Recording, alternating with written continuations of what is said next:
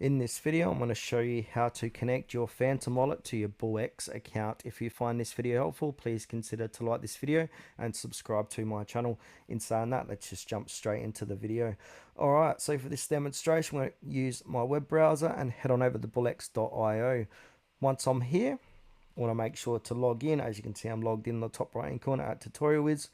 Now on the left hand side, we've got the Bullx logo. Scroll down and we need to head over to our wallet manager. So click into wallet manager, and in the middle of the page we've got withdraw wallets, and at the moment I've got currently 0 verified wallets.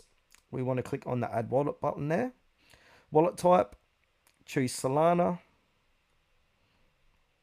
and now you want to give the wallet a name. So I'm going to call it at Loki 27, and then we want to enter the wallet address from Phantom. So we also need our Phantom wallet installed on our web browser. I'm using Google Chrome for this. So as you can see, Phantom is installed and I've signed into my account.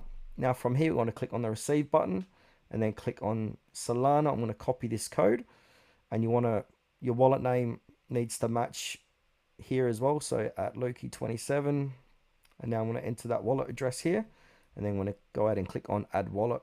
And then once I do that, that's going to successfully connect my Phantom wallet to Bullx.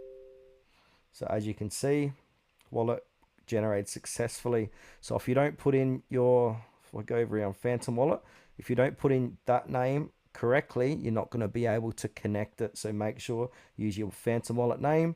If you don't have a Phantom wallet name, just do a YouTube. I've made a video of how to create a Phantom wallet name. It will say like here, create a username for your Phantom wallet.